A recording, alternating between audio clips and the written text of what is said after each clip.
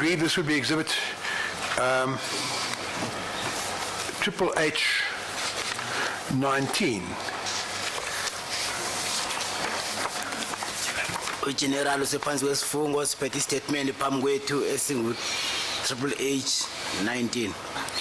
Mr. Madlanga, would you wish to? Oh, no, I gave him something to think about. Major General, I asked you to think about something before we adjourned. Are you able to give an answer to the question I put to you? General, Correct, Chairperson. I would request the Chairperson to remind me so that I should be exact on.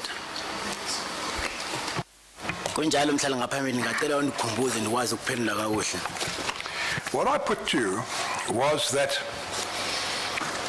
you said that only one application was made for an authorization in terms of Section 13(7) of the South African Police Service Act. And that was the one that we have before us, which is an exhibit Triple H 18. And you explained to us that the idea was to apply for an authorization on a contingency basis in case a situation was reached where stage 3 had been implemented, and you then wanted to proceed with the following stages. That was my understanding, and there was a possibility that the provincial commissioner would not be available to sign the necessary authorization because she was going to a management meeting with the police.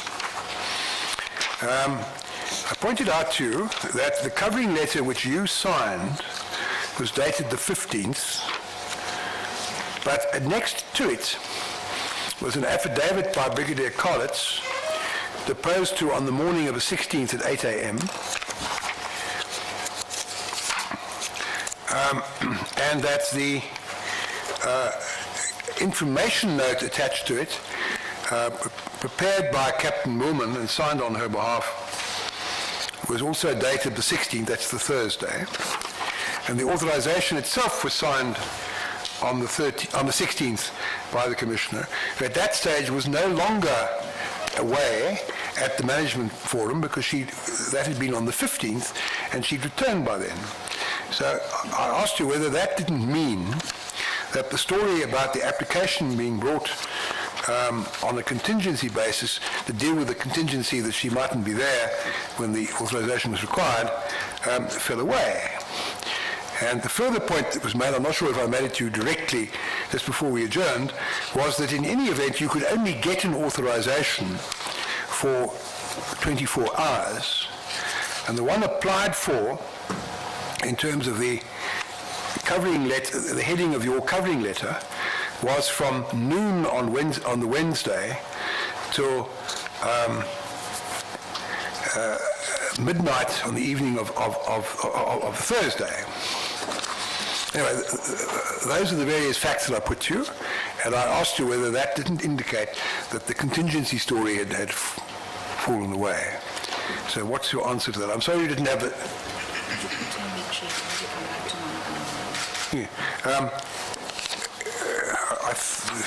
I'm not sure if I put to you, but I put it to you now, that she'd come back to Marikana by then. She'd left the management meeting on the Wednesday evening already and come back to Marikana. So anyway, that was the series of facts I put to you. I'm sorry you didn't have the full lunchtime to think about them because you couldn't remember the question, but I've now repeated them to you. Are you able to answer?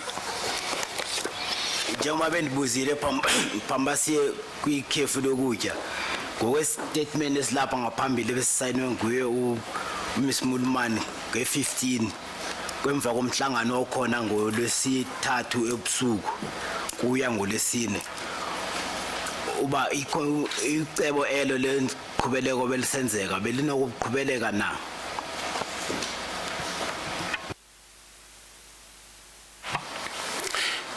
Chairperson, on the authorization, as you pointed out, there is a mistake of the 16th day, then in brackets is Wednesday, that I wanted to, maybe we should also correct it.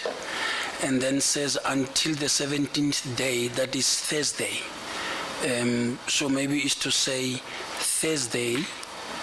As you correctly point out, Wednesday was actually the 15th. Yes. And Thursday was the 16th. That's the day when 34 people were killed. And there's that mistake. But fortunately, the actual day is mentioned, not just the date. So I take it the day is right. Is that correct? The date. Are you saying the date's right, not the day? No, yeah, the date, Chairperson, not the day. Because it says on the 16th day, then they say in brackets Wednesday. And it ties up with what I said. There was a time where we also contemplate to have a current search on Wednesday. And that time, there was a time where the provincial commissioner could have been still, because it was not clear whether she will also be with us on that, on Thursday, whether we thought that she will still be at the management forum. But as the chairperson says, then she was back. But what I'm also saying is that Advocate Mulman also might also shed some more light on this, whether it was the first one that she had to do, or was it also the second one, contingency, following the chairperson's question that I know of the applications. Kunempazamo ebikhona apha ngokuya ngokwensuku nomhla wosuku ngoba kubekwe usuku lwesishumi nesithandathu kungelilo umhla weshumi nesithandathu obokuthiwa ushumi umhla wesithandathu ngolesithathu endaweni yokuba ibe ngolesine. Kungenzeka ke uba ngalomini kwakujongwe into yokuba umcommissioner uzobe engekho ngelo xeshelo. Ke andazi uba isicelo esi besibhekiselele kule xesha bekucinga uba uzobe engekho okanye ubesebuyile ngelo xesha na.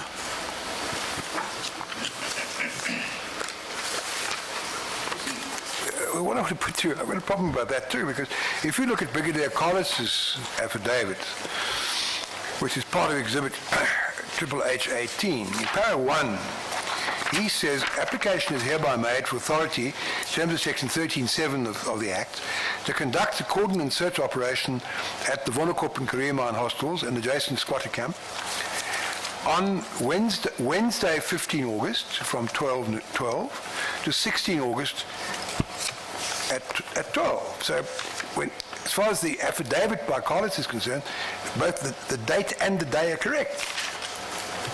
Ukuya ngwesicelo esibhalwe nguGeneral Khalid esithi ngolwesithathu 16 zika-August nango indlela ayibhale ngayo ziyavumelana uba ebibhalwe ngohlobo olukahle.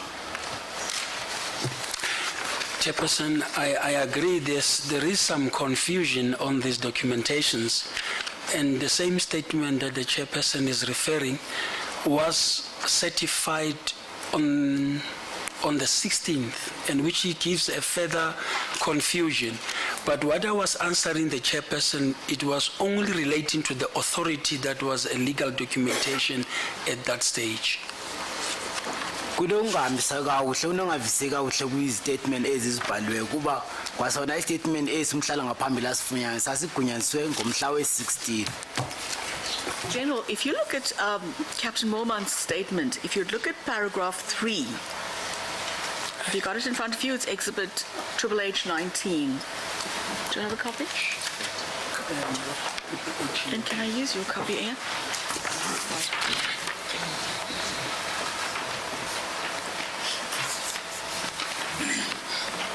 If you look at the third line in paragraph 3 on the first page,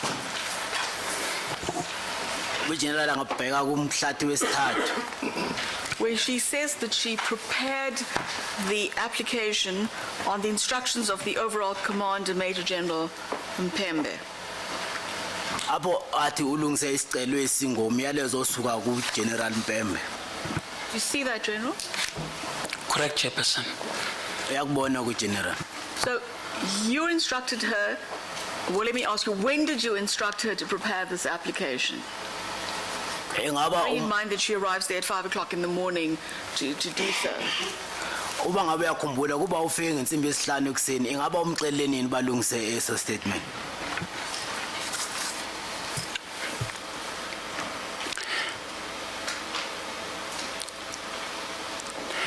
On the 16th, Yamcela ngomhla weshumi nesithandathu. Instructed her to prepare the application on the 16th. yes. At what time, sir? I don't remember probably what time which I spoke to her, but it was on the 16th. Well, she says in paragraph 3 that she arrived at the dock at 5 o'clock in the morning to prepare this. So you would have spoken to her sometime before 5 o'clock in the morning on the 16th. Njengoba isithi bafika ngensimbi yesihlanu ekuseni nge-16 ingaba kungenzeka uba wamcela phambi kwensimbi yesihlanu ekuseni nge-16? Chairperson, there were times when we were arriving early in the morning and also leaving early. It could have been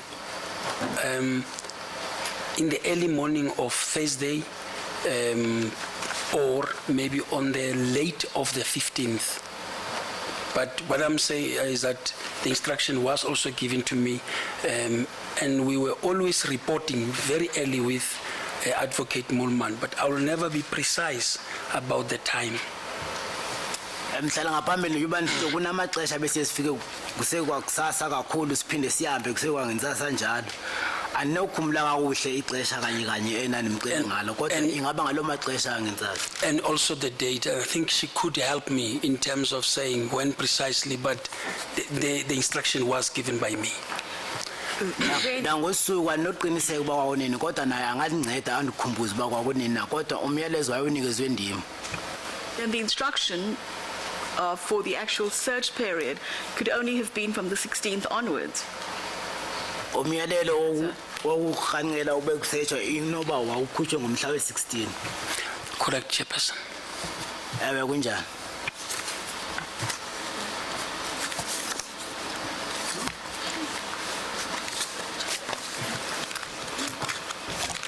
What I can't understand is if it was decided on the 14th to apply for cordon and search authorization, and if there was this problem that the provincial commissioner was going to be away, we know she was away on the 15th, why the captain wasn't, and you said there was only one application prepared, so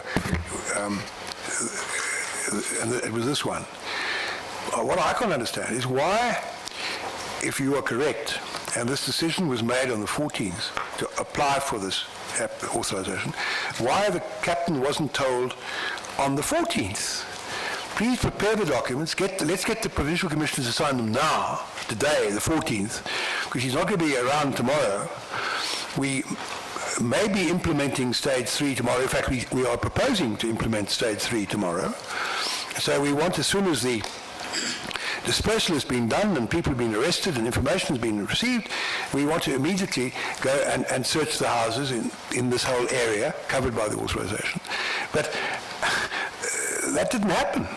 So I must tell you, I've had great difficulty in understanding the suggestion that this was a contingency application.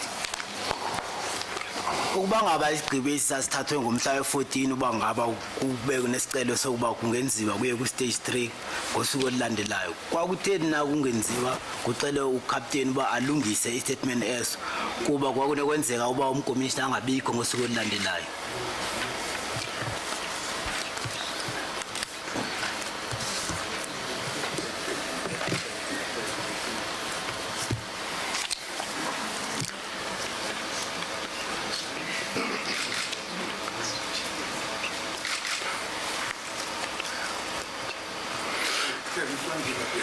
Waiting to give us the answer. Sorry, my colleague was putting a point to me and we were discussing it, but we were being discourteous to you. You were waiting to give the answer. I'm sorry. Okay. Chairperson, I might make a request that maybe Captain Mulman should come with a computer and she might also shed more light on this matter, because as you were asking me earlier on, is it only application that I know of, which has passed you, which I said to the chairperson is correct. I asked you that for a specific reason, and you gave me the answer there was only one. You want to change that evidence? No, I don't want to change it, but what I'm saying is if she comes, she might shed more light, and maybe the computer also that she has used, it might also shed more light to us to say whether it was the first one or not, because the only one that I know it was this one, and that also I did give her instruction. But as I'm saying, and as I've said, I'm not precisely sure of the date and the time, because I was always with her whatever I was doing. She was in fact there from the 13th. She says in her affidavit Yes, that she was requested to come to Marikana from the 13th, so she was in attendance then. Yes. Well, perhaps the way to do it is, it might be possible to have a statement to be prepared from her that deals with the matter, which may answer these questions, in which case it won't be necessary for her to give evidence. I'm rather anxious to keep the number of witnesses down to those we really need to give all evidence to be cross-examined, and it may be that she can produce a statement which can just be handed in and which is, patently correct in the light of the other material that we will get. But anyway, I suggest that I should really be speaking not to you but to the council appearing for the police service, that they can take that proposal from you as amended by me on board and do what's necessary, and then we can proceed that way. But obviously your request that further information be received from her is a sensible and reasonable one in the circumstances, and I'm sure that will be dealt with. Thanks, Chairperson. May I just inquire what prompted you, General, to give her the instruction to prepare this application, either in the late hours of the 15th or the early hours of the 16th? What prompted you to give that instruction? Ingaba intoni general ekwenze uba umnikeze lo myalelo mhlambi kuya ngontshonalanga yange 15 okanye ngentsasa yange 16. So what brought it about? Yeah.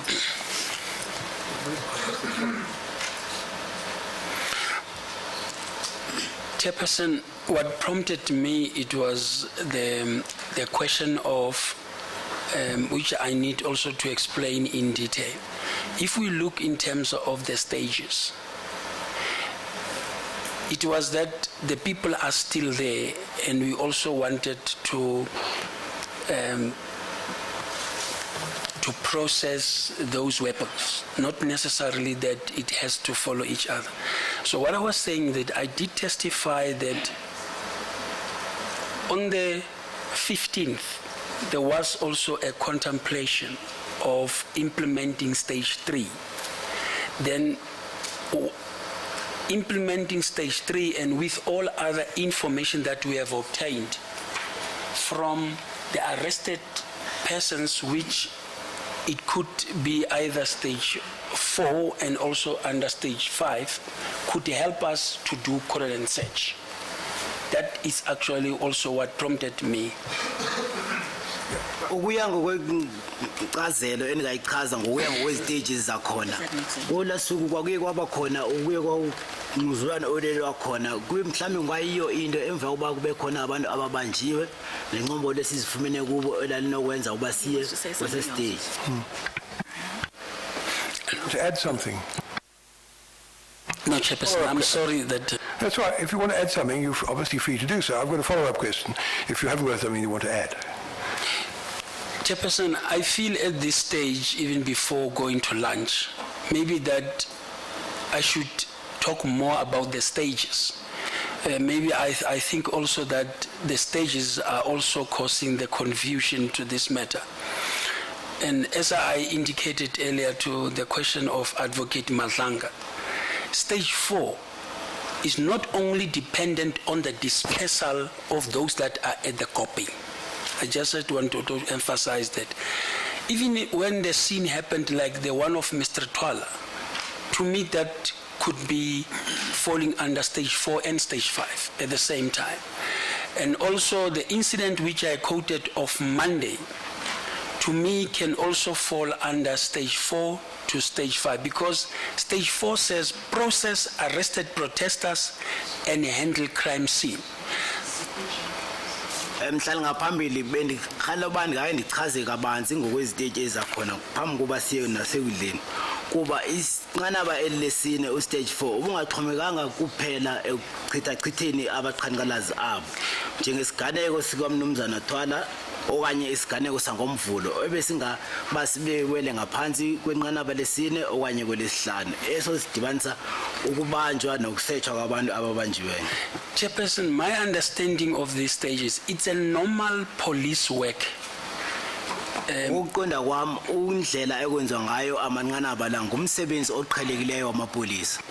For example, we can do cordon search, even if we didn't disperse people, as long as we have got an intelligence that says these people are there, and then we can do it. And also stage 4 is not only dependent on stage 3, because we can go because it's a normal day-to-day policing activities that has to take place. Because I felt that I need to explain this so that it must not necessarily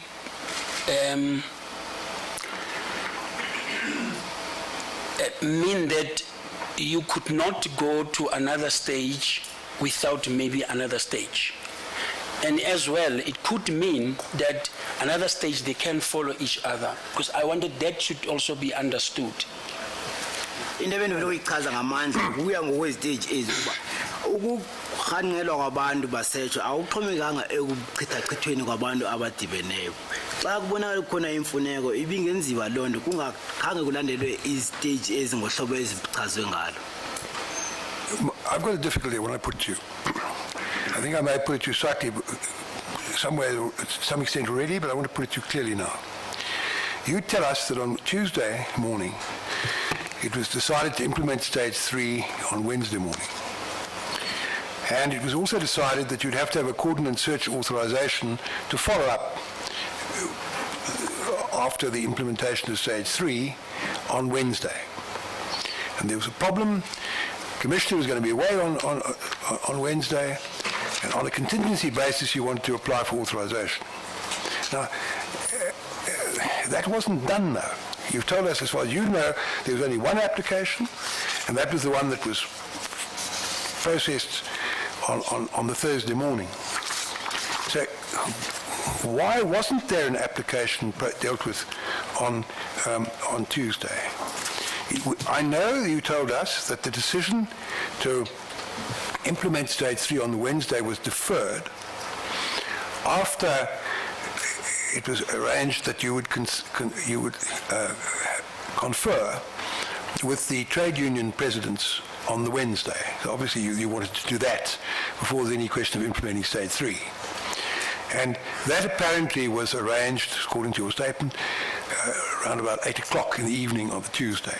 So during the course of the day, why was nothing done to, if it was true that this application was a contingency matter to deal with the absence of the Commissioner, why was nothing done on the Tuesday to bring this application? Because if you implemented stage 3 on Wednesday morning,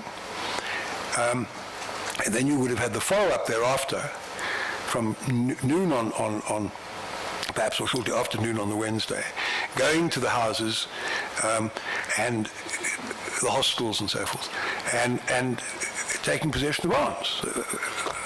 That's my problem. I'd be grateful if you could explain it to me. Komane ubungawuchazi kakuhle uba njengoba usitsho uba uhanqelo lokusetshwa abantu kwakukhona apha ecebeni uba into enakwenzeka nanini na kwathini ke ingenziwa loo nto kwangolwesibini okanye ngolwesithathu kuba nani khona ezincingeni zenu uba ungenzeka uba umkomishina angabikho ngosuku olulandelayo kwenzekeni uba kungade niyenze isicelo sihleli sikhona sihleli uba xa kusenzeka into sikwazi uba siyaqhubeleka. Chairperson, as I am looking at the authority and also with my request, I could see that it says on the 16th day, which it was supposed to be on Thursday, and it says that until the 17th day, which was supposed to be Friday of that day. So Advocate Mulman, and I'm still saying that she would really definitely share the light.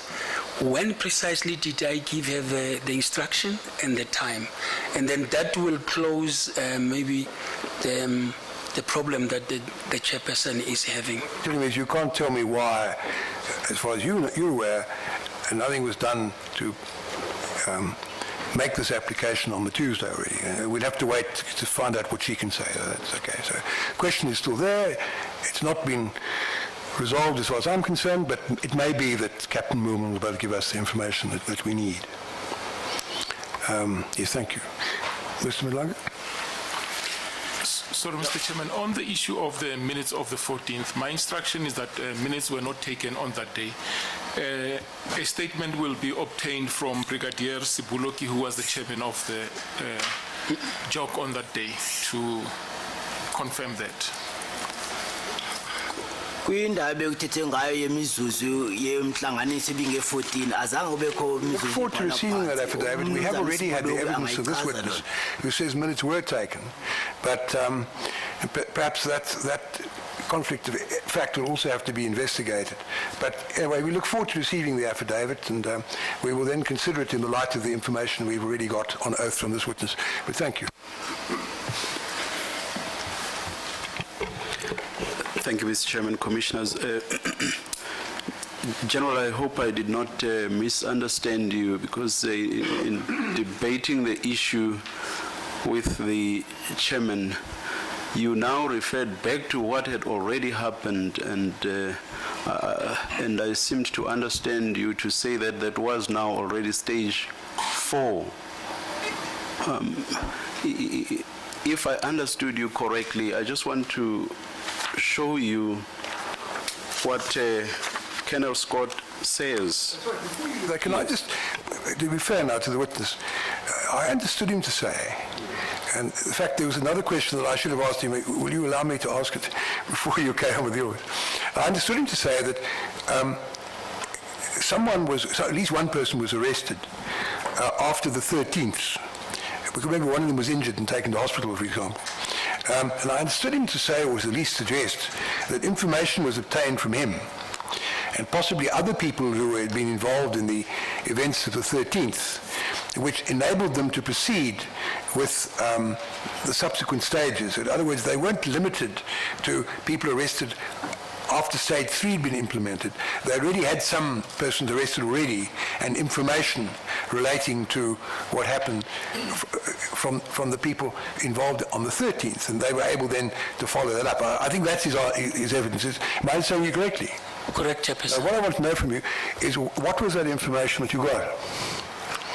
njengoba usitsho uba kukho umuntu wayelimele wathathwa wasesibhedlela nabanye bayebanjiwe kuye kwakhona ulwazi nini alifumana kulo kwazi uba lulwazi olunjani olufumeleyo kubo bantu. Information. Did you get any addresses? Did you get any details of places to go to find arms? And if so, what was that information? Kufuna ukwazi ololwazi lolo ingaba mhlambe nazifumana indawo abo bahlala kuzo okanye nafumana uba kuzikhobo zini eziphethweyo ngicela ukwazi goluphi umhlobo lolwazi nani elifumene.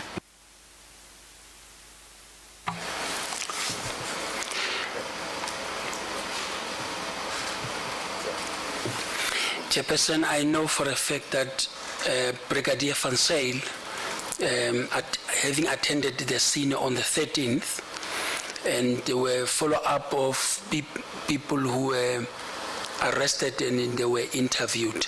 I can also obtain those arrests and the information that and present it to them. I think that would be helpful because yes. One would have anyway. There's certain other things to follow, but that follow-up information would be very helpful. If you could, yes. If you could make your best endeavours to give it to us, we'd be grateful. Yes, and Chairperson, also to indicate that. As a result of that information, who were arrested and who were followed up? You don't need a 13.7 authorization to arrest people. The way 13.7 works is this. You get an authorization from the Provincial Commissioner, which authorizes you on a sort of a blanket basis to cordon off an area and to conduct searches in that area for 24 hours without a necessity for a search warrant. So that if you believe that there are arms in a hostel, for example, you cordon off the hostel, You go in and you can search every room in the hostel without a search warrant. It's perfectly legal. It's covered by the authorization. Equally, you can do the same in an informal settlement. In the area demarcated in the authorization, that's what you can do. It doesn't authorize you to arrest people, but obviously, if you find someone in possession of a firearm or dangerous weapon or something, which you find pursuant to the cordon and search, you can arrest that person because you would then have reasonable grounds to believe the person in possession of a dangerous weapon. But the major point is that the cordon and search authorization enables you to search without a search warrant anywhere in the area covered by the authorization. And that is something that could have been done if the original plan that was discussed but then not proceeded with because of the lack of resources, if that plan had been implemented once the resources were available, that's something that could have been done before there was any question of implementing stage 3. Those people who were on the copy, who went home at night, and the vast majority of the people did, took their weapons with them, those weapons could presumably have been obtained in that way. And that might have been, that's a matter for debate later, that might have been a sensible way of going about it. But that's something I need not debate with you now. That's something presumably will come up later. But you understand the point I'm making to you. It's not a question of arresting. You don't need a 13.7 authorization to arrest people. You need it to do something else, to search without warrant, to go into premises anywhere in the area legally without a search warrant and search all over the place to see what you can find. It's a very powerful weapon given to the police in the section, but because it's so powerful, it's controlled by the fact that only the provincial commissioner can do it, and it has to be in a defined area, and it has to be for 24 hours. That weapon was, you considered using it, and for some reason you didn't. And the question is, when did you consider using it first, and why didn't you? But those are matters to be followed up later. Ngokuya ngomthetho wa section 13.7 ugunyazisa uba ningakwazi ukuya endaweni ethile ebekiweni ihanqe nisearche khona uba ngaba nifumana abantu abaphethe izixhobo ezinobungozi ningababamba nangona yona inganigunyazisa uba nibambe abantu iyanivumela uba ningasearcha ningaphathanga phepha vume za kusearcha into ebalulekileyo kuye ufuna uba igunyaziswe ngumkomishina kuphela into enene ngawuyenza leyo nihanqele abantu babesendulini okanye xa bebuyele ezindaweni abo bahlala kuzo basearche kodwa into engakazange niyisebenziseleyo kodwa ke into esayibuza xa siqhubeka siya phambili.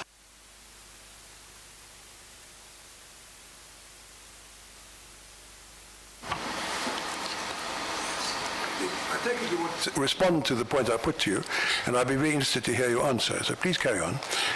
Chairperson, I just want to confirm to use the opportunity as you have explained it perfectly. That was done, as I said, I'm sure it was some time back. Yes, thanks, Chairperson. Mhlala ngaphambi nifuna ukusebenzisa lithuba kuba solivezile kuba lonto yeyenziwe. It would seem, again, this is a prima facie view which may be wrong and may be challenged by people, but it would seem as if it did the trick because a vast quantity of weapons were obtained in that cordon and search in September, and since then things have been very different from the way they were before. Isn't that correct?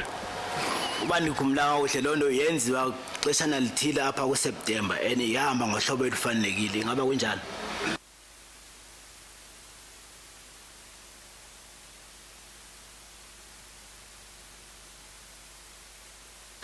Correct, Chairperson. I will also separate the successes with that one Chairperson asked me with regard to the information and those that were arrested in the normal arrest by also detectives. Thanks, Chairperson. Mhlala ngaphambili kunjalo kwaye ndikakwazi ukuphawula ngompumelelo sabanayo ukwenza olo search sabamba abantu abathile ngokolwazi sasilufumene.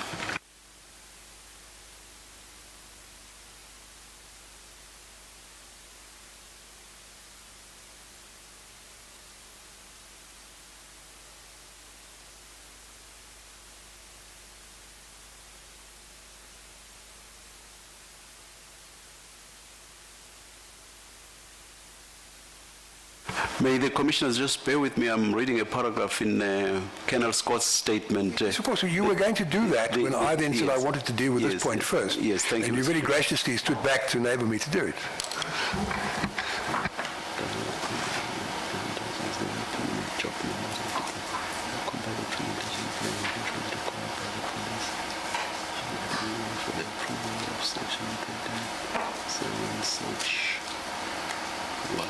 This is only done on the 16th. What date is this? 16th. Commissioners The statement isn't exhibit. and General Mpempe, may I just correct myself, or rather make a, yes, can I refer to paragraph 9 of Colonel Scott's statement, the long one, 149 page long one? Where's that paragraph? Ngicela ke sibheke phaya kumhlathi wethoba kwi-statement sika kumnumzana uKenneth Scott. I read to you earlier, but I'm not sure that I read. I think I just referred to what he says. You're reading I it. did not, yes. But, are you ready to read it, or would you like a short adjournment to sort of collect your thoughts and get the No, material you want in front of I'll you? just quickly read what appears here. What I suggested to him was that the statement does not say that on the 14th a decision was taken, yes. And I'm just worried that I might have gone so far as to say that he doesn't touch at all on the coordinate search. Now I want to refer the commission. Correct yourself, so far as is necessary. Yes. Refer us and the witness. Yes. You know, we have indicated in the past, I'm Yes. not being critical because I know how the thing happened, but we Yes. have referred in the past to the desirability of witnesses who are going to have passages from documents put to them to be given an opportunity to see the document first. Yes. And if the witness wants that, then presumably we can adjourn shortly and the relevant page can be printed. But it's his call. Do you hear what I say, Major General? We've up to now said it's desirable before a passage is put to a witness from a document that the witness should be given a copy of the document beforehand and an opportunity to look at it. Now, that didn't happen on this occasion. Now, there is a passage in the affidavit of the statement of Lieutenant Colonel Scott, which Mr. Midlanga wants to put to you. And he's only got it electronically at the moment. He wants to read it to you from Advocate Pillai's computer. But if you would prefer, and I'm in your hands because you're in the firing line at the moment, and I have to consider your position as best I can. If you would prefer that for us to take a short adjournment, for him to print that page, or a couple of relevant pages, I think he referred to a few pages, and you can look at them first. I will allow you I will allow that to happen. But I'm in your hands. You must decide if you want me to do that, or are you happy just to listen to Mr. Madlanga reading it and then to deal with it. What do you want to do? Kukho istatement esizawufuna komnumzana uMadlange ekunokwenzeka uba besingafikeleli phambi kobuso buka General Mpempe. Ke umnikwa ithuba uba acinge uba ufuna uba osimamele sifundwa okanye uzocela uba asibhalelwe akwazi ukusifundwe esijongile naye na.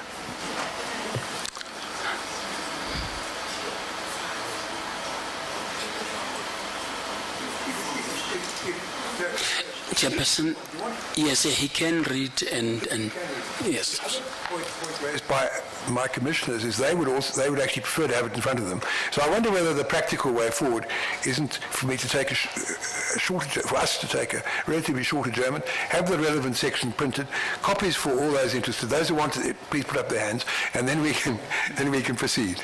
Right? May I just take the opportunity to apologize to the commission. In preparing my cross-examination, I never thought I would get to that statement, so that's why no copies were prepared. It's only because I was taken by surprise at what seemed to be a suggestion that the stages were not necessarily sequential that I then thought of going there. These things happen. The rule we made that people should be given documents beforehand is not one of those issued by the Medes and the Persians. It's subject to amendment as the situation arises, and this is such a situation. We'll take a short adjournment. When you're ready, please let us know. Sawuthatha ibreak nyana sikwazi ukulungisa istatement eso kuthethwa ngaso.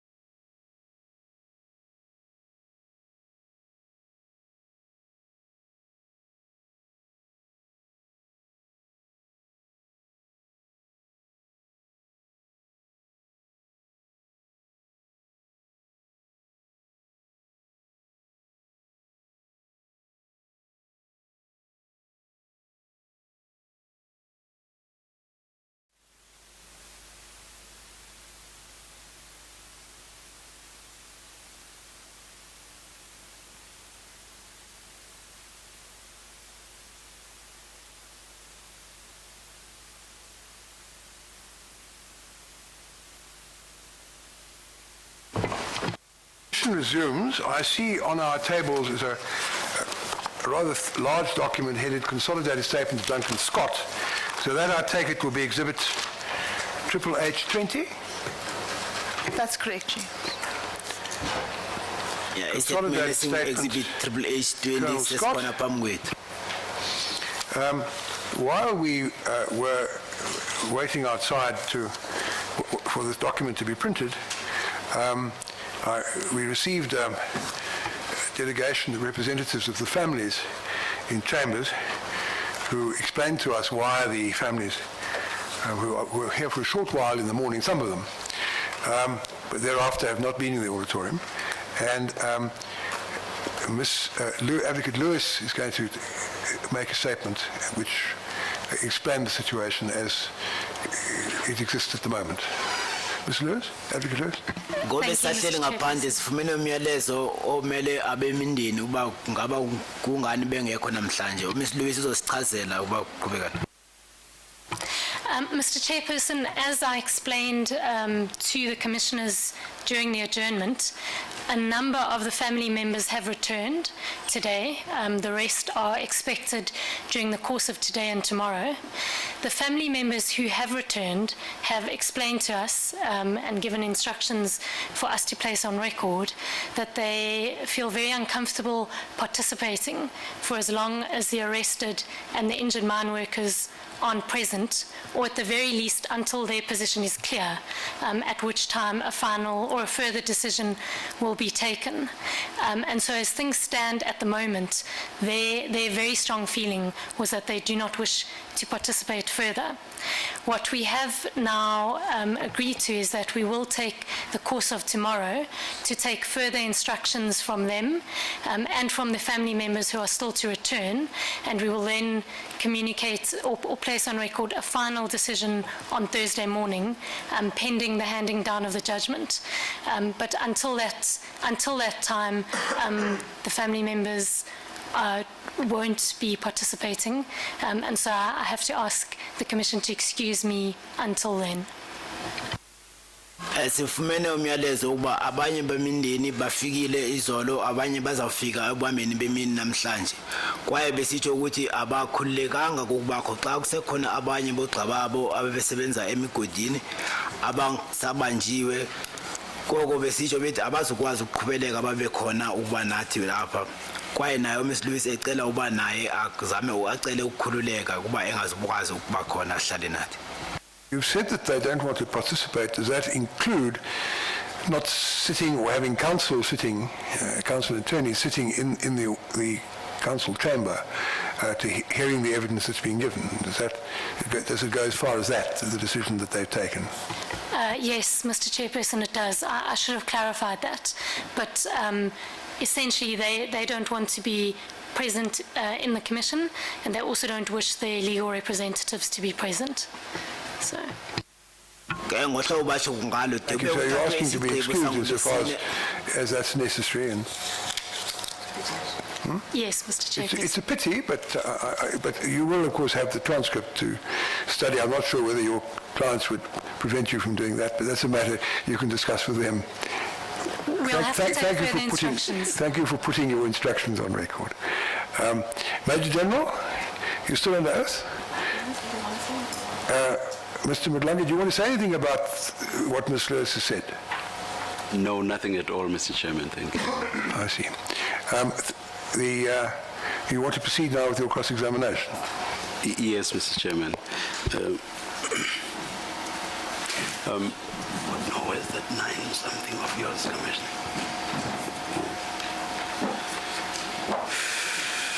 I forgot now. You'll be there just now.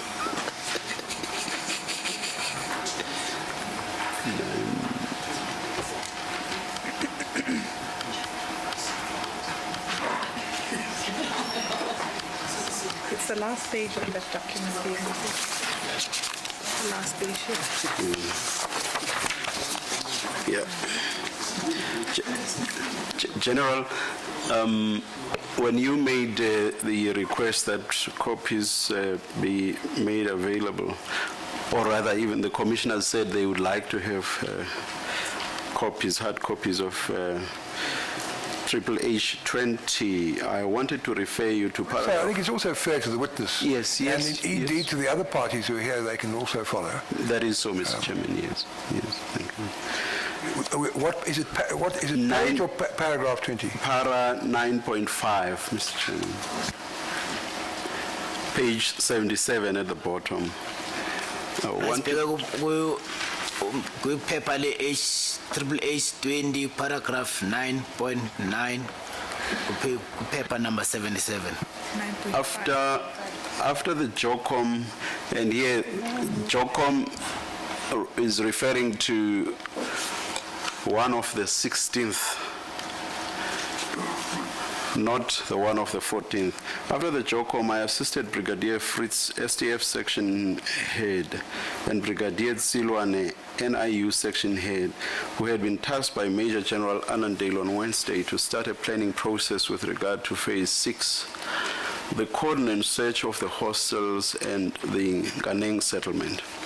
This was in anticipation that we had to disarm the strikers even after the gathering at the Kopi was resolved, be it through dialogue or police action. Brigadier Fritz and Silwane were given the task as they were permanent JOC members, not deploying outside. I compiled a presentation plan which was required by the police advocate Mulman for the approval of the Section 13(7) search warrant. General, I'm just drawing this to your attention in the light of what I said earlier. I'm not altogether sure what it means in the context of the debate that was going on, but I just thought in fairness to you, and based on what I said, Colonel Scott does say or does not say, I thought I should just draw this to your attention. General, andinawuqiniseka ngokwakuthethwa ngako kulo nhlanganiso yange-16 zeJOCOM. Kodwa into ebendifuna ukukhumbuza yona into eyayithethwe nguGeneral Scott. Now, can I take you to the pagination in, or perhaps, let me just ask you, The answer is he doesn't know why Lieutenant Colonel Scott didn't say what he said. Is that right? I mean, Correct, Chairperson. Yes. Thank you. Futhi bengazi ukuthi uLieutenant Colonel Scott wayenze njani. Now, the two volumes that Advocate Ngalwana presented to the Commission, may I refer you to Volume A, the one with documents other than witness statements, and may I refer you to the pagination in accordance with that volume, which at the foot of the page appears as 228, and to other colleagues it's 674 at the top, and this is the debriefing with the union leaders in the evening of the 15th. Typed 674 at the top. Triple G. Singayisibheka kumaphepha apho umnumzana uNgalwana ebebuza khona elibhalwe unumbers 674. Triple G4, General. Elikwangunumber Triple G4.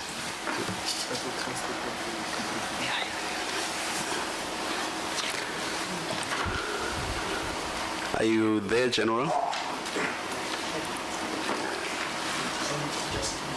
You'll just indicate when you've found it. Awuchaza xa solufumene ke General.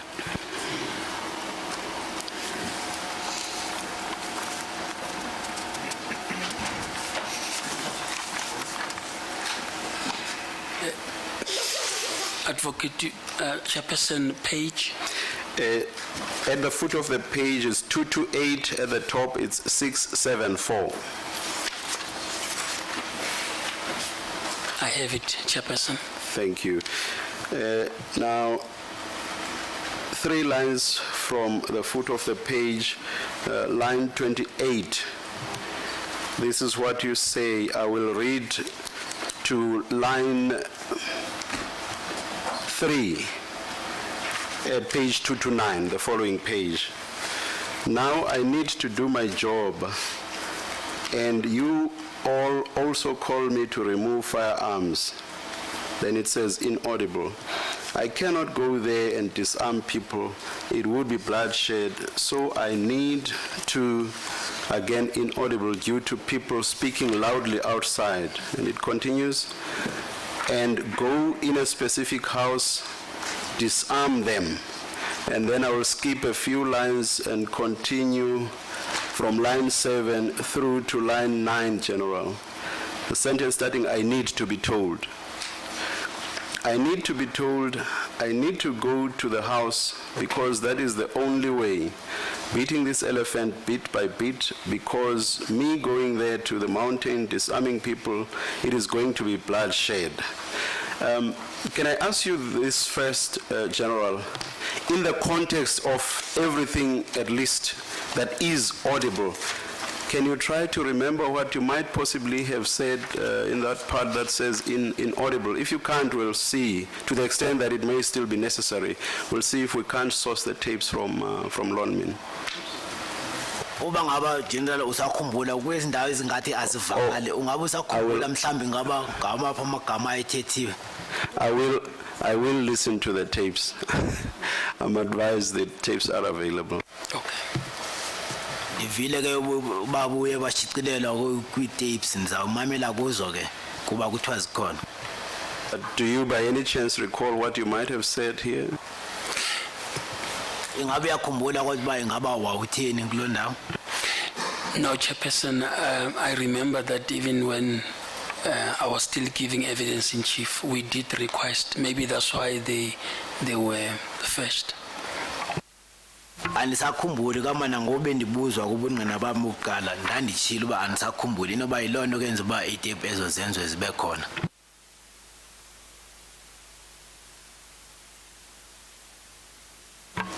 Would I be correct, General, that the sense that I get is that you were in essence requesting the NUM leaders to advise you, I'm paraphrasing and therefore I may add even words that you have not used. You were requesting the NUM leaders to assist you with the identities and possibly even places of residence of some of the protesters so that you could be able to go to their houses individually. Would that be a fair summary of what is at least audible? Ingaba mhlambi ndiyaphazama xa ndicinga uba inoba wawucela ukucetyiswa okanye ukuncediswa ngabakhokheli be-NUM uba bakuncedise ekwalatheni abo baphehleleli bodushe okanye indawo abahlala kuzo. Correct, Chairperson. Kunjalo mhlala ngaphambili. General, I am about to step off the cordon and search application, but I just want to suggest to you the theory that I have about this, and it is this. General, you foresaw bloodshed if there were to be an attempt to implement stage 3 of the operational plan. And what you, with the assistance of some like Brigadier Kallis and Captain Mulman, on the side as it were, decided to have a cordon and search. That was not the cordon and search envisaged in stage 3 of the operational plan. Of stage 6, I'm sorry, of stage 6 of the operational plan. And this you did because you saw that doing it otherwise, that is, going the route of stage 3 would result in bloodshed. What do you say to that? Generally, ndiyacinga uba wena kunye nabo wabonela phambili uba ukwenza ustage 3 okuhanqa ube usearche ubathathele izixhobo wawubona kuyimpalalo yegazi ko wena nabo Captain Khalid nenza olunye uhanqo olusecaleni olungamselananga nolu stage 3 olungaba ngu stage 6 okona nicinga uba lizowenzeka kamva.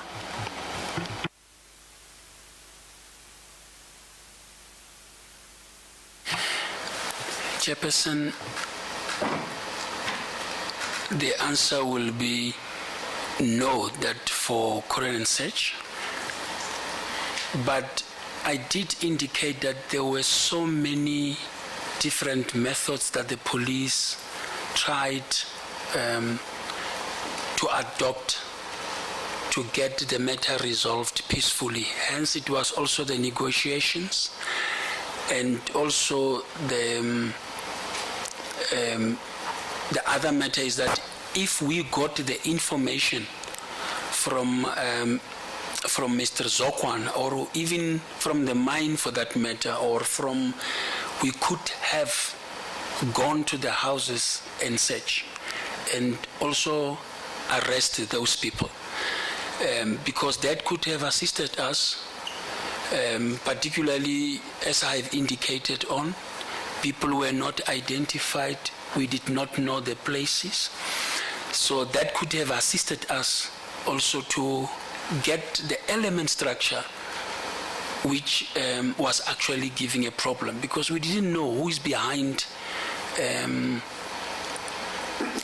just want to get the correct word, who is behind of these people continuing to do violence and go into the mountain.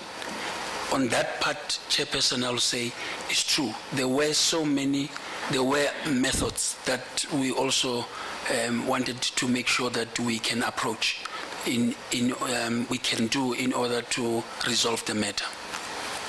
Andikevumi mhlali ngaphambili kuba ngokuya ngesimo ekawusiso singenayo ubulwazi olupheleleyo kwakunendlela ezininzi esasinokwenza ngazo engagcinanga ekusetsheni nasekuhanqeni abo babhebheli sasinendlela ezininzi esinokwenza ngazo.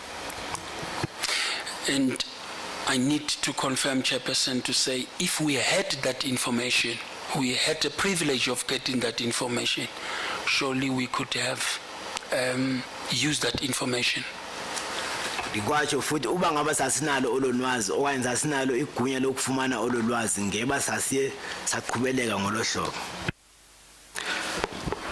I'll ask you a question flowing from the questions that have been asked by Mr. Mhlanga. The question of whether what was envisaged was effectively stage 6 prior to stage 3.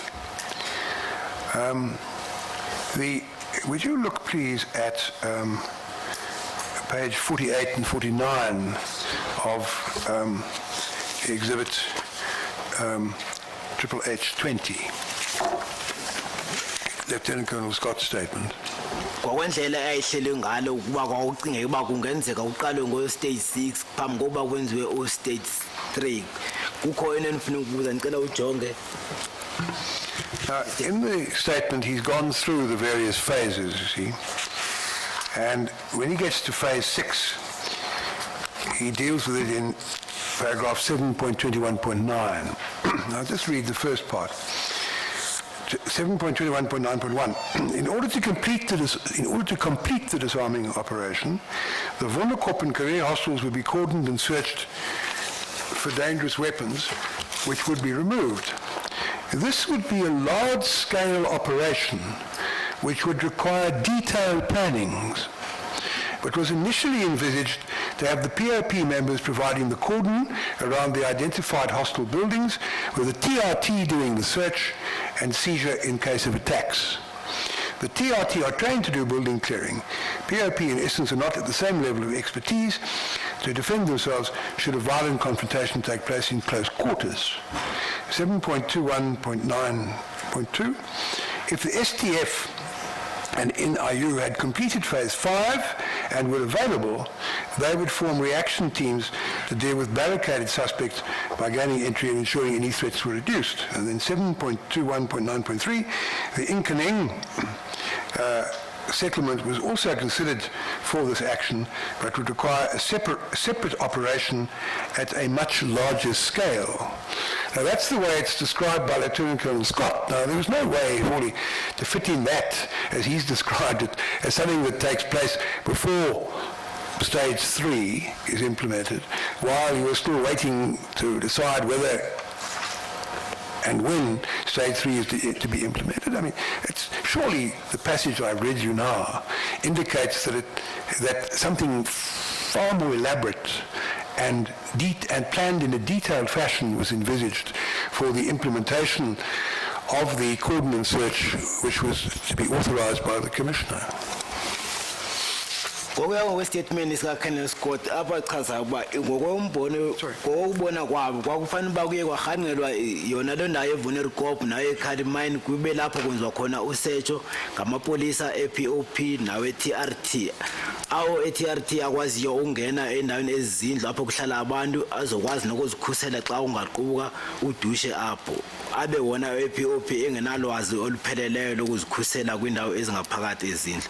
Kwaye nendawo yasenkaningi ibibaliwe uba indawo enye ezawuhanqwa ijingelo. Okutsho ukuthi kwakungekho cebo libekiweyo lokuba kungenziwa u-Stage 3 phambi kokuba kwenziwe u-Stage 6.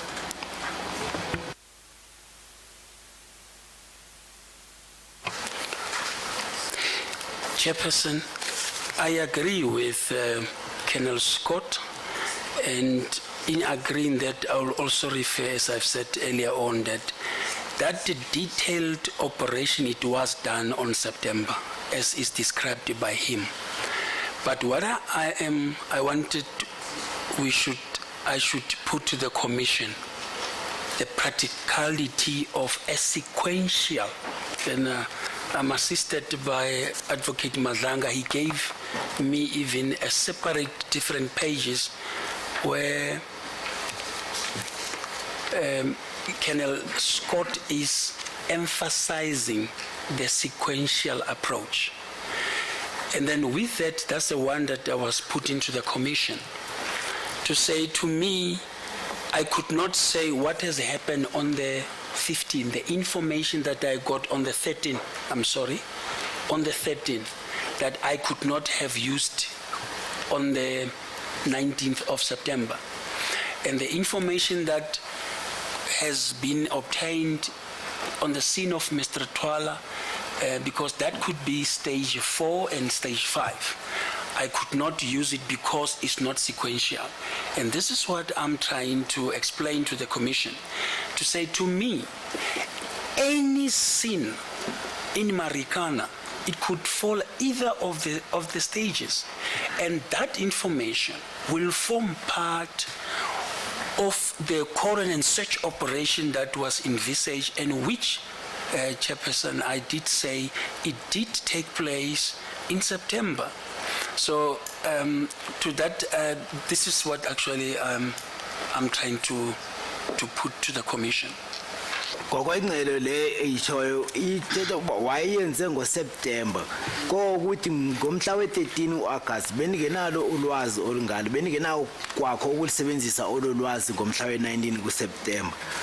Kwaye izehlakalo zonke ezenzekayo ukusuka nge-13 neso sixuba nesikamnumzana othwala besingawela phansi kwelinqanaba elinye nelinye, ingaba ngelesine okanye ngelesithandathu elihambisana nohanqelo nosetsho ukuthathwe izixhobo. Mr. Madlanga, I wonder if we could come back to this on Thursday when we've all had a chance to read Colonel Scott's statement, because on a very cursory reading of it, from page 44 onwards, there are shades of what the witness was speaking about earlier, about the non-consequential approach. And I think I'd like an opportunity to read the statement, as I think he must as well, so that we can sort of deal with it in a conclusive manner. I welcome that, Commissioner. Thank you very much. Yes. Commissioner, amlaji uyacela uba i-statement eso siba singaba khona nangu lesine sokwazi ukuthi xa sibuza imibuzo okanye kuphendwa imibuzo sibe sijonge kuso.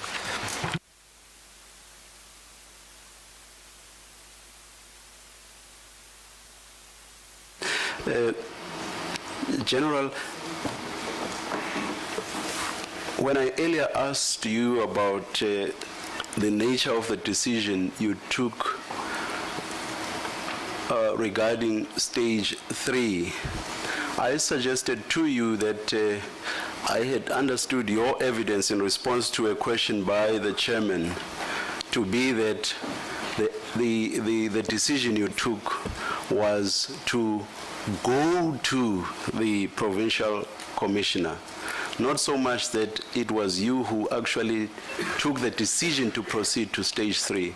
I said that's what I understood you to have said yesterday, even though, of course, I had understood your evidence to be different when you testified on the subject previously. And that's when you then said you would like to see your transcript. And we gave you the transcript in respect of the evidence in chief, but it was not available in respect of what you said yesterday. Now, a copy has been sent. It's available electronically. May I just take you back to what you said yesterday in response to a question by the chairperson? Ngani ukukhumbuza kombuzo obubuzwe ngumhlali ngaphambili izolo. No, it's just, yeah. Where does the chairman start the difficulty? It's a bit long, General.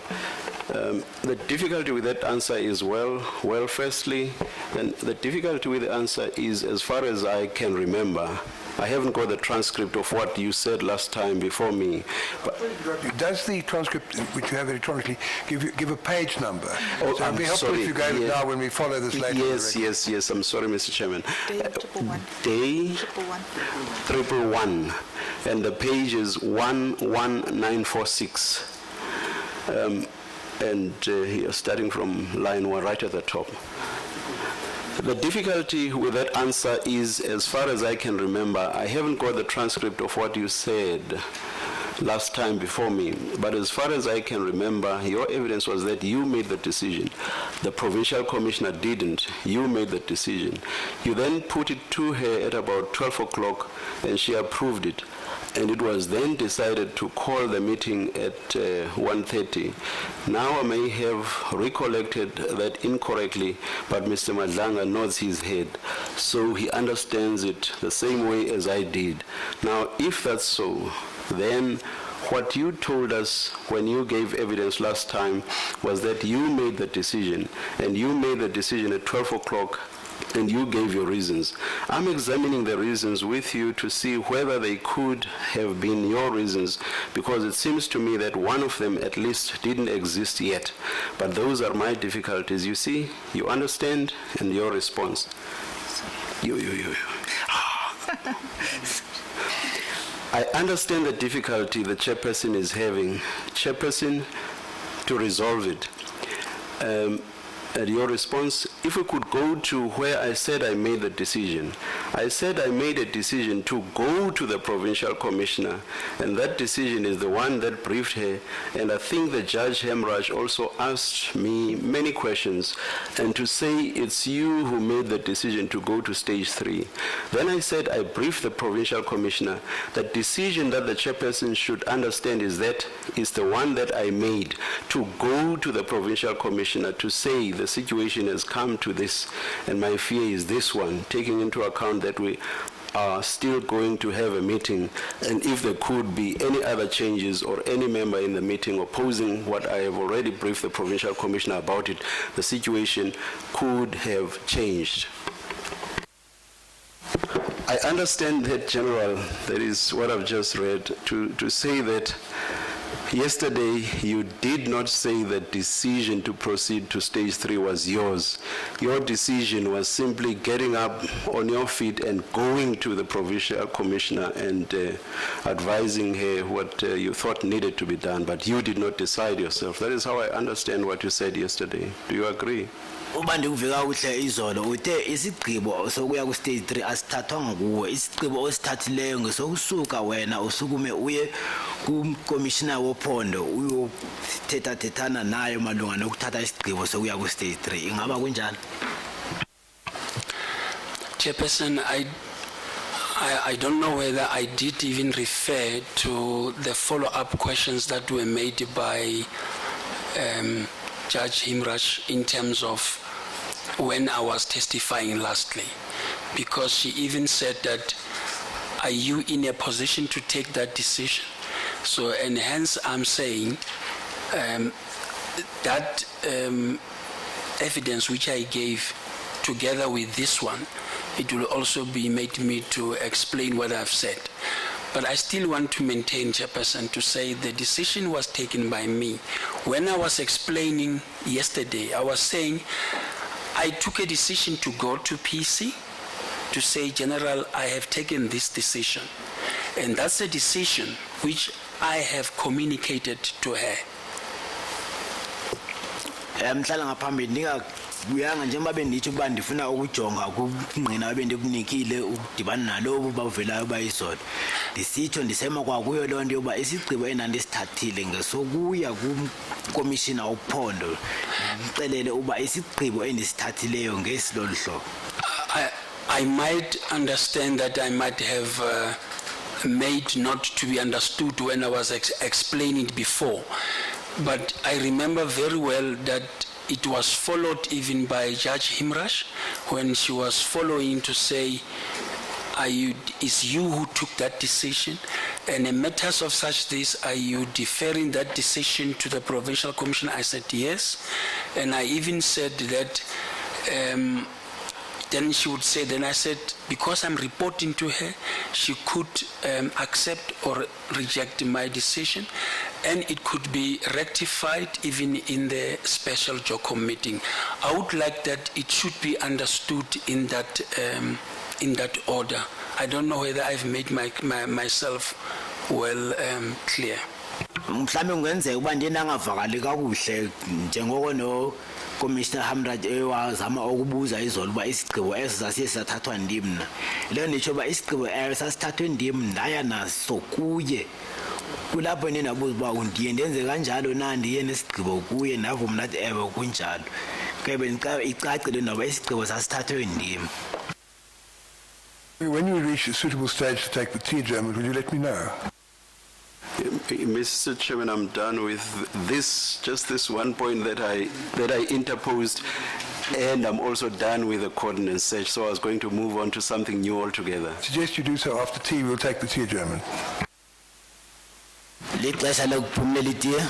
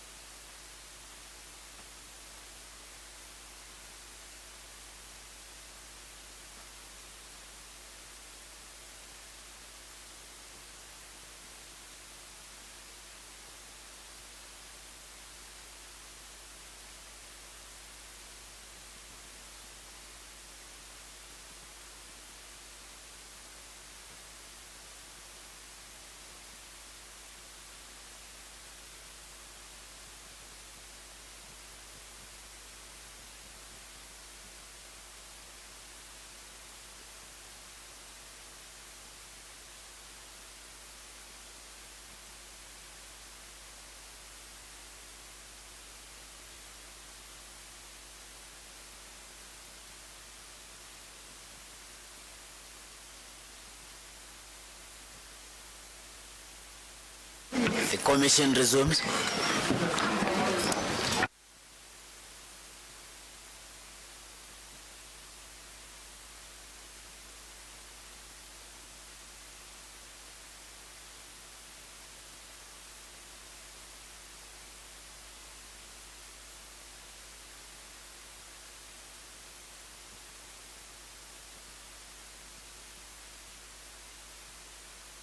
The commission resumes. I'm sorry that we came back later than we intended to, but various reasons which I don't have to go into. But one of the reasons was Mr. Voss, who's going to make a statement, as I understand it. Is that correct? It is, Chair. Chairperson.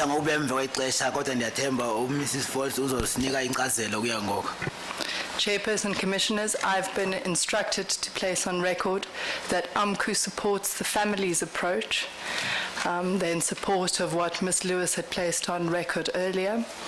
The position is not final and it is under review, but until further notice, I have been instructed to not partake in these proceedings. Thank you.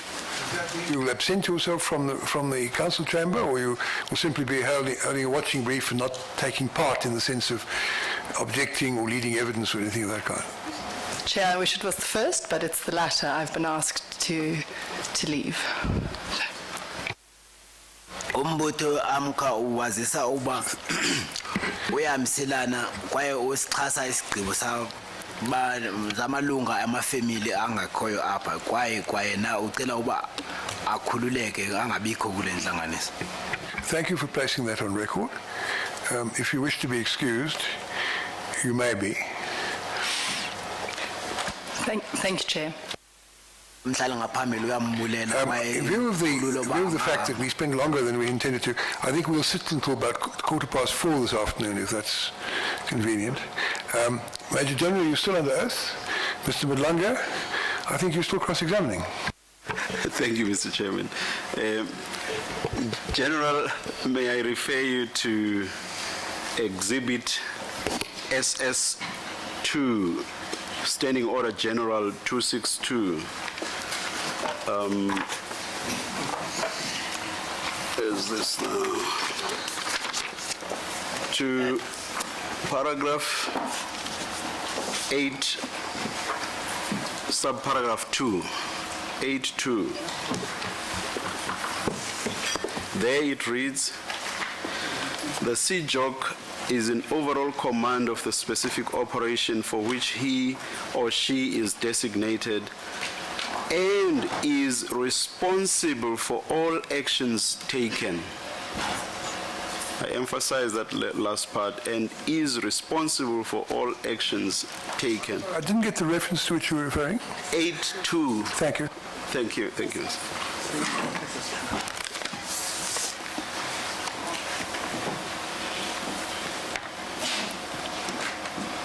Now, if the CJOC is responsible for all actions taken at an operation general, would you agree that it is incumbent upon him or her to keep him or herself informed as an operation is unfolding?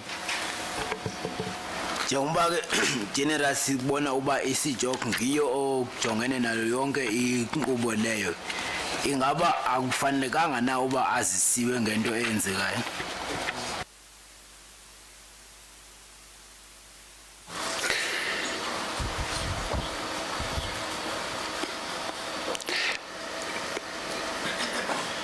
It is correct, Chairperson, and I also need to indicate that I did testify about the biggest operation that we had at Marikana, and that there are other officers that were there to assist me. Kunjalo mhlala ngaphambili kwaye ndifuna ukuchaza ukuthi ngangobumkhulu bomsebenzi sasijongene nawo kwakukhona amanye amalungu ayencedisana nami ukuqabeza lo msebenzi. Sorry.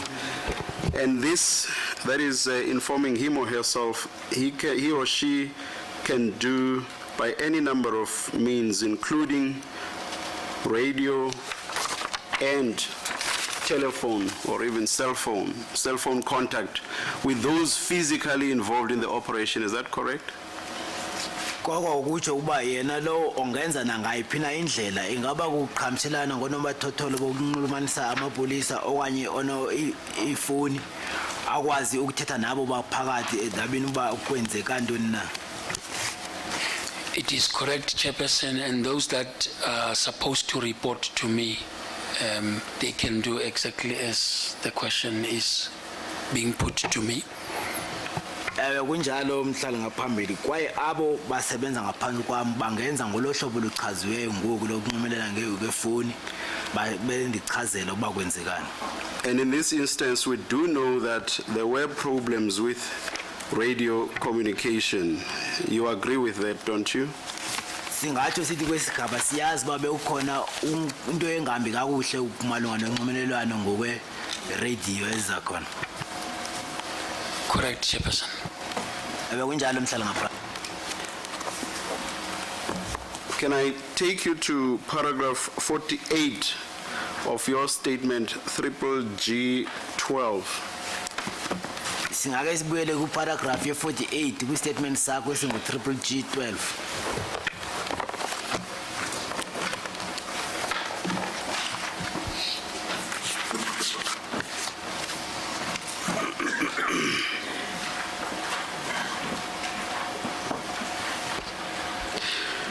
There you say that you flew around the area to get a view of what was happening. Do you see that? Apha uchaza uba uye waphapha emoyeni ufuna ukubona ukuba kwenzekani na. Chairperson, I just wanted maybe to get the paragraph.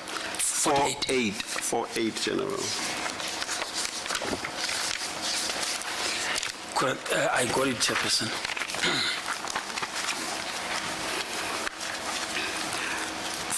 And may I now refer you to paragraph 49. From the last two sentences of paragraph 49, it becomes quite plain that you could not see the bodies that were reported to be down. Is that correct? Xa singaya pha kumhlati we 49 kuyabonakala kumigca emibini ukuya izantsi uba ubungenakwazi ukubona ngalo mizimba kuthiwa ebiphansi. Correct, Chairperson. And in paragraph 50, you referred to those, open quote, said to be lying on the ground, close quote. Do you see that as well?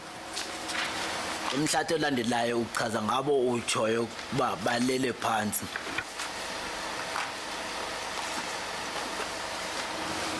Is it in paragraph 50? Yes.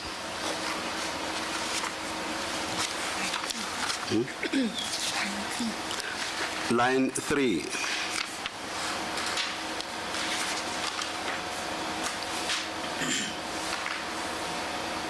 It starts at, paragraph 50 starts at typed page 21.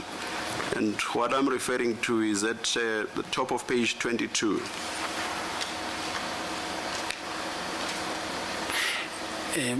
The only thing I just wanted to check, I don't see the open quotes and close quotes. No, I said open quote because I was then quoting from what your affidavit says. Oh, I'm sorry. Yes, I do. So you see it. I was just checking the open and close quotes here. Okay.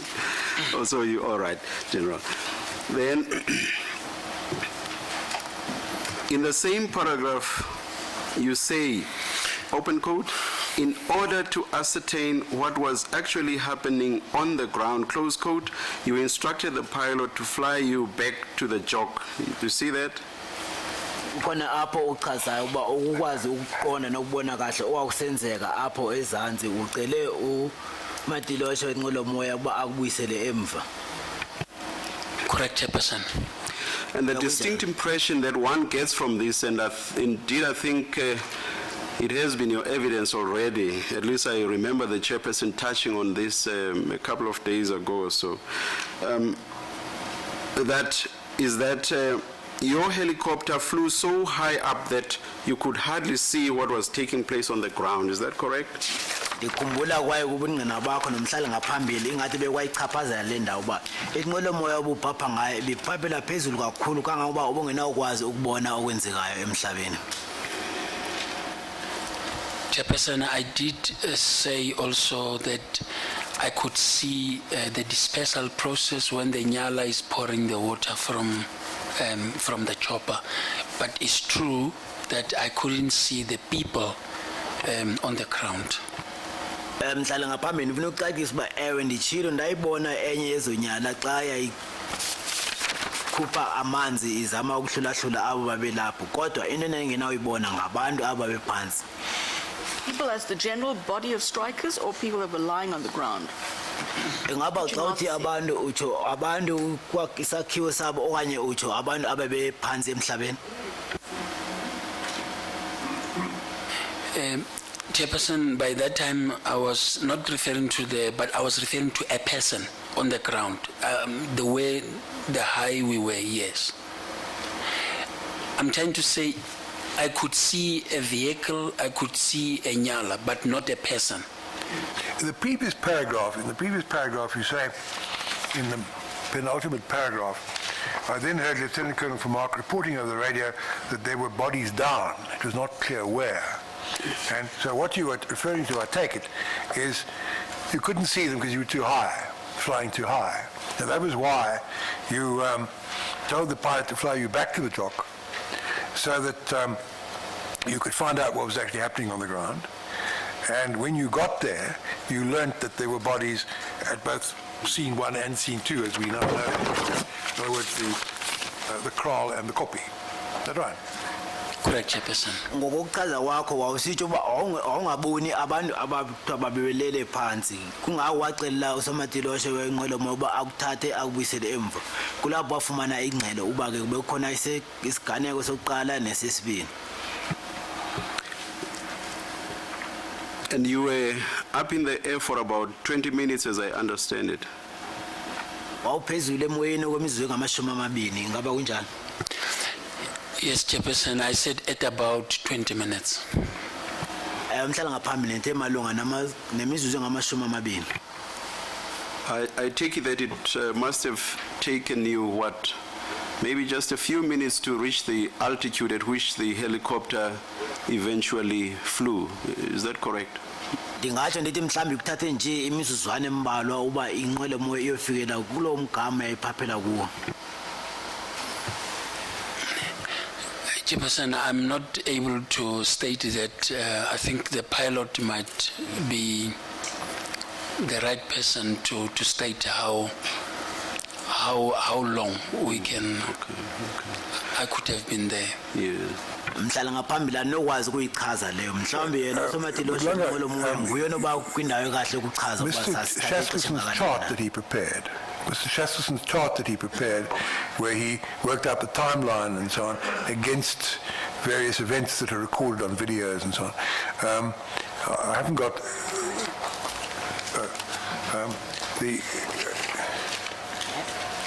as far as I can remember, it's possible to ascertain from that chart what time he got in the helicopter. Is that correct? Because he said, thank you, he said that he heard a particular message over the radio.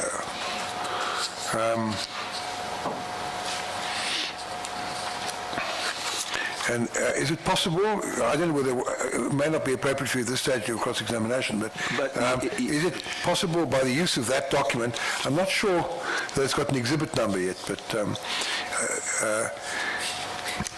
Chair, we've been trying to enter the document as an agreed exhibit. There were just certain changes which were recommended by SABC, and we're just waiting for Mr. Chaskell to include I see, those. okay. And then it will So it's premature to refer to the document? That's okay. But that document, when it's finally in, will eliminate a lot of these points. Yes. We'll be able to ascertain with a fair degree of accuracy at what time particular things happened. Yes, but perhaps I was not clear enough, though, Mr. Chairman. I was dealing with a point that I doubt would be covered by what that chart does.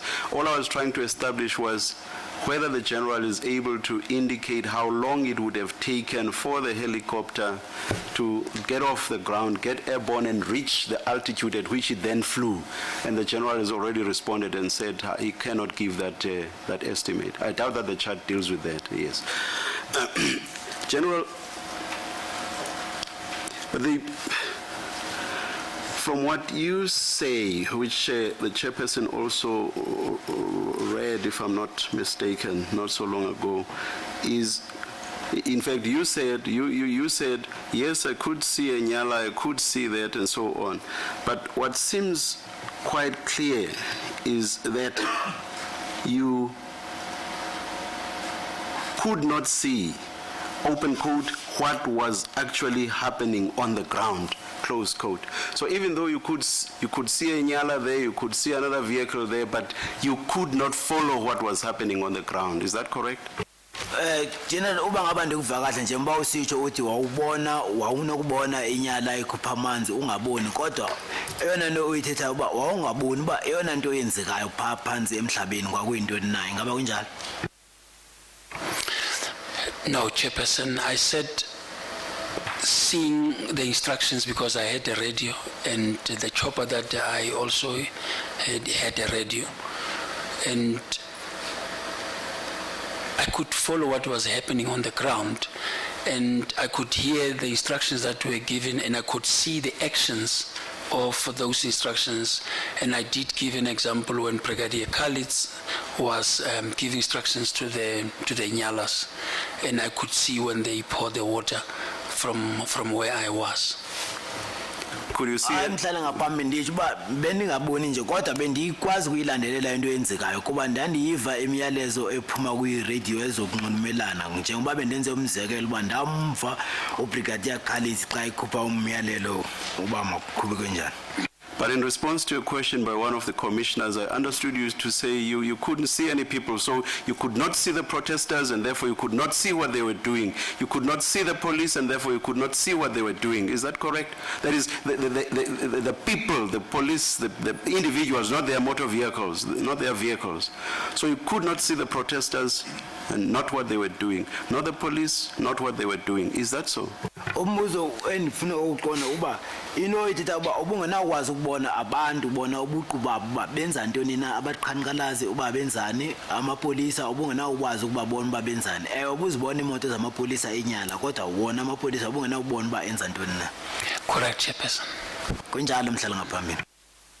Can you explain why then you remained up in the air for no less than 20 minutes when you could virtually see nothing that was happening on the ground? You, in terms of 8-2 of Standing Order 262, are the person responsible for all actions taking place at an operation. Why did you remain up there seeing virtually nothing?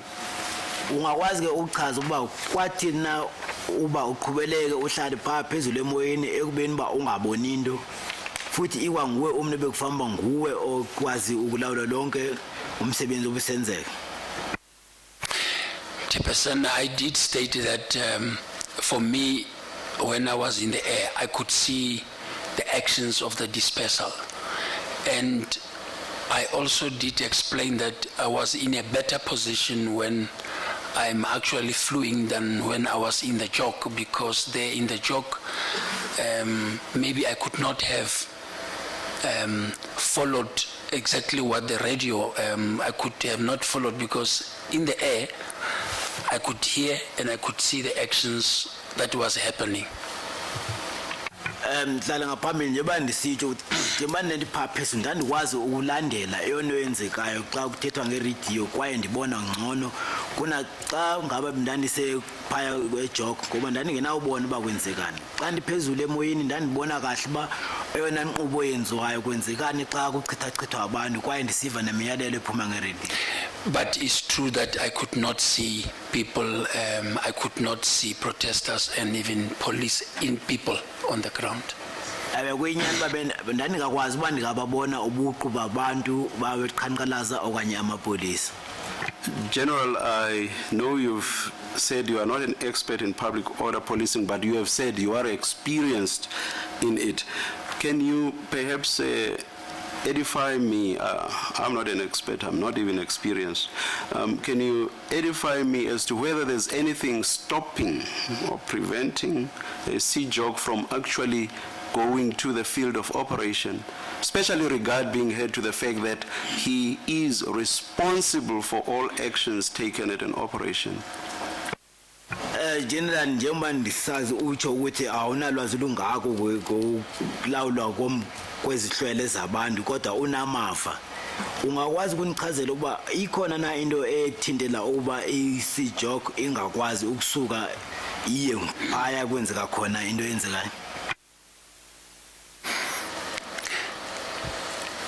Chairperson, it has already happened. What comes to my mind is the questions that I was asked when I was there on the 13th, that I assumed the responsibility of an operational commander. But I say it could happen, Chairperson. And it has happened already on Monday, on the 13th. Mhlale ngaphambili seyenzekile uba ngaba ndikhumbula imibuzo naniyibuziwe ngokwesenzo sangomhla we-13. There was a difference. There was yenzekile ngomhla we-13. There was a difference. Brigadier Collins was the operational commander, wasn't he, on the 16th? You didn't have an operational commander in the field on the 13th, which is why you effectively functioned as the operational commander, isn't that right? Kunomehluko ngalamini kwakungubrigadier Khalid owayenguye ongukomanda okhona phaya ezantsi pha kwenzeka khona kanti ngomhla we-16 kwakungekho. You told us that on the 13th, the operational commander you had, you didn't take along with you because he couldn't speak the language. So you left him behind, and you functioned as the operational commander and the overall commander, isn't that right? Whereas on the 16th, you were the overall commander, but the operational commander was already there. Am I understanding correctly? Uchazile uba ngalamhla we-13 azange ukwazi ukuya nomkomanda lo wayejongene nomsebenzi olosuku kuba wayengakwazi ukuthetha ulwimi oluthethwayo kodwa nge-16 wayekhona ngaphakathi phaya emhlabeni phakathi kwabo. Correct, Chairperson. Kunjalo mhlala ngaphambili. General, you have agreed that a CJOG may inform him or herself even by cell phone. And I take it that cell phone communication between you and Brigadier Khalid was possible on that day, was it not? That is the 16th of August, 2012. Brigadier General ubutshilo uba kungenzeka uba uCJOG unikwazi ukunxulumana naye noba ungeselula phone. Kwaye ngalo mini wayekhona pha ngomhla we-16 kundeni phaya azange ukwenze lokho ngaba kunjalo. Chairperson, yes, I did not contact him even on the phone, but I tried to contact him on the radio, probably thinking that where I was and where Brigadier Khalid could be, the cell phone could not reach. But I need also to state that I did not do it based on the fact that I was in the air and Brigadier was where he was between the mountain. Mhlala ngaphambili alizange ndiwazi ukuthethathethana naye ngokweselula kuba ndicingela uba mhlawumbi kuba ndandiphezulu emoyeni yena ubrigadier Khalid wayephakathi entabeni phambi kwakungekho ndlela yokunxulumana ngoko nditsho ndithi azange sithethathethana. Did you even try cell phone contact, or did you simply assume that because of where you were he would not be reachable on the cell phone? Uyile wazama ukumtsalela umnxeba ngeselfoni okanye uye wacingela uba kuba kule ndawo akuyo akanokwazeka uba ungamfumana? Correct, Chairperson, based on the fact that there was also a report which he made, Brigadier Khalid, of the problems that he has encountered with the radio. So then I thought that he might also encounter the same problem with the cell phone. Even though I know that when the operation takes place and whenever he moves out, so I thought also of the mountains. Kunjalo azange ndizame kuba ndandicimba wayeke wachaza uba uyoba nengxaki ngonxulumano ne-radio ezo zokunxulumana, so ndacingela uba mhlawumbi nakuyo iselfoni angaba nalo ngxaki enjalo. General, a police radio and a cell phone are two different gadgets. I don't understand how you could have made the assumption that because there were problems with the police radio, then there would likewise be problems with a cell phone. I do not understand that. Do you wish to comment? Generally, ngokwazi kwami cellphone kunye ne-radio zamapolisa zinto ezimbini ezahlukeneyo. Loo nto ayithi uba xa ngaba bekunengxaki ekhona kunxulumano kwi-radio ezamapolisa nakwi-cellphone kuzoba khona, unosuka ucingela uba kuzoba nongxaki nakunxulumano nge-cellphone. Correct, Chairperson. With my understanding is that in the mountains, normally the sign for the cell phone is not good. And that's what I thought of at the time. I might have been wrong, but that is what I thought at that time. Mhlala ngaphambili ngokwazi kwami i-cellphone iye inike ingxaki xa kusendaweni enentaba phakathi. Yiloo nto nayo ndayicinga ungenzeka uba ndandiphazama kodwa indlela endandicinge ngayo ngaloo mzuzu. By not even attempting to call him on his cell phone, General, you deprived yourself of the opportunity to possibly take whatever decision you might have deemed necessary as events were unfolding. What do you say to that? Ngokungazami nokuzama ukunxulumana nayo ndingathi uzivimbe ithuba loba ukwazi uba kuqhubekane ukuzokwazi ukuthatha isigqibo esinganceda njengoko kwakuqhubeleka kusenzeka izinto ukuya phambili. Chairperson, on that day, the operational commander is an experienced POP member who is a provincial head or POP in the province. I know that the operation was, and he was also assisted by other POP members, and I did have trust in them. Mhlala ngaphambili inhloko yelo candelo le-POP ndiyazi inamava kwaye yayincediswa kwangamanye amalungu anamava nolwazi ukwakusenzeka apha eMzantsi. But generally, you did not know what might or might not happen as the operation was going on. Trust or no trust, you did not know what might or might not happen. Now, regard being heard to what you say in one of your statements to the effect that had you become aware that people had died at scene 1, you would have applied your mind to that and seen what appropriate decision to take in the circumstances. Now, do you accept that by not even trying to call him on his cell phone, you deprived yourself of the possibility of considering what appropriate step to take after the killings at scene 1? Do you accept that? Generally umthemba okanye ungamthembi kodwa awungenalwazi uba kuqhubekani okanye ngizawuqhubekani emva kwalona.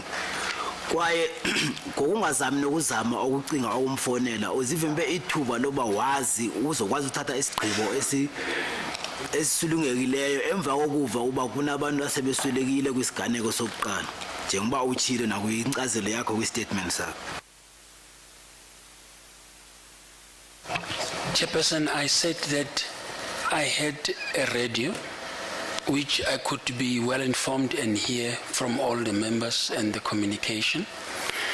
And I also did indicate that on that day, and as the policy indicate, the members that were actually deployed to the operation were well experienced public order policing commanders with well experienced, not only experience and the majority were well trained also in public order policing. But I also wanted to refer to my supplementary statement with regard to the question that has been put to me now in explaining paragraph 56. Well, perhaps we can look at that in the morning. It's after 1:15, and the number of people who have to go. Will that be in order, Mr. Madlanga? Yes, Mr. Chairman. We'll adjourn until 9 o'clock in the morning. Chairperson, I do apologize, Chairperson. There's one issue that I wanted to bring to your attention, Chairperson. You'll note that last week we lodged an urgent application on behalf of Baloy. Unfortunately, the judge... Stand the matter being heard on Thursday. You want to be excused for Thursday? Yes, if I'm not around, You are Chairperson, excused. you must be aware Thank you. that I'm not around. Yes, I understand. Yes, Chairperson. We will now adjourn until 9 o'clock on Thursday morning. Thank you. ikhomishini izawuphumla